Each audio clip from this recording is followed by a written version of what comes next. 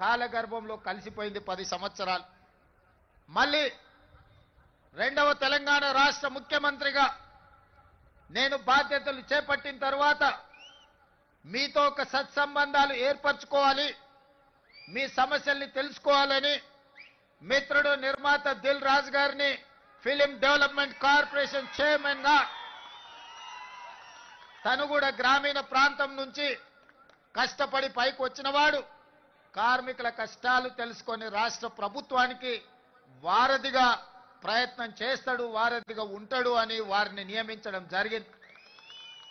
వారితో మాట్లాడి తెలుసుకొని ఆగిపోయిన నంది అవార్డుల కార్యక్రమాన్ని కార్మికులకు, కళాకారులకు ప్రజా యుద్ధ నౌక తండాలలో, గూడాలలో, మారుమూల పల్లెల్లో ఉండే పేదల కోసం జీవితం సర్వం త్యాగం చేసిన గద్దర్ అన్న పేరు మీద గద్దర్ ఫిలిం ఫేర్ అవార్డ్స్ ని ఒక కళాకారుడి పేరు పెట్టి, ఒక పోరాట యోధుడు, ఒక విప్లవకారుడి పేరు పెట్టి 10 సంవత్సరాలు ఆగిపోయిన గద్దర్ ఫిల్మ్ అవార్డ్స్ ని గొప్పగా నిర్వహించడం ద్వారా ఈ దేశంలోనే పరిశ్రమకు ఆదర్శంగా నిలబడే ప్రయత్నం చేసినాం.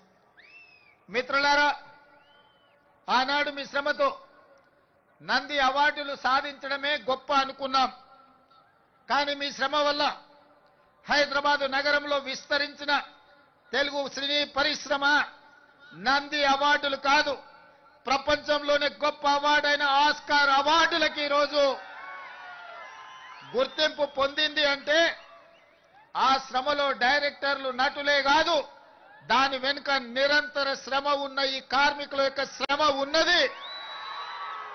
మీ రక్తాన్ని చెమటగా మార్చి దారబోసి షూటింగ్ లో ఫైటర్స్ ప్రాణాలు వదులుకుంటే ఈనాడు ఆస్కార్ అవార్డులు రావడం జరిగింది.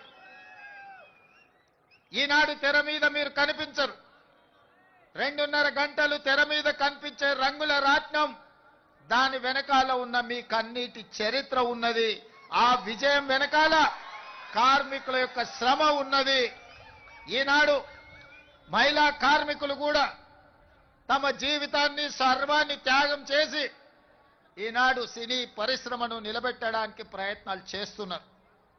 అందుకే మిత్రులారా, మీ కష్టాన్ని తెలుసుకోవాలి, మీకు ఈ ప్రభుత్వం అండగా నిలబడాలి, మిమ్మల్ని వీలైనంత మేరకు ఆదుకోవాలి.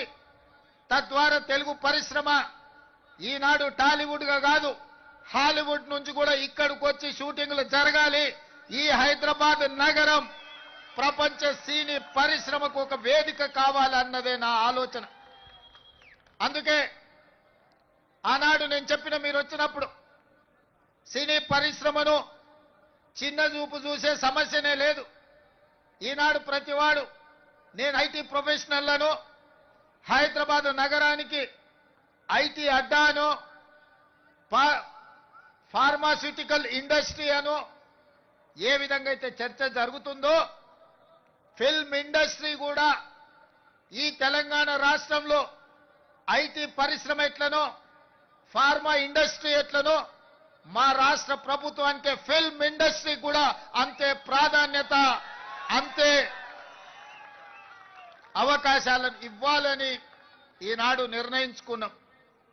మనము తెలంగాణ రాష్ట్ర ప్రభుత్వం తెలంగాణ రైజింగ్ 2047 అని ఒక విజన్ డాక్యుమెంట్ ఈనాడు మనం తయారు చేస్తున్నాం.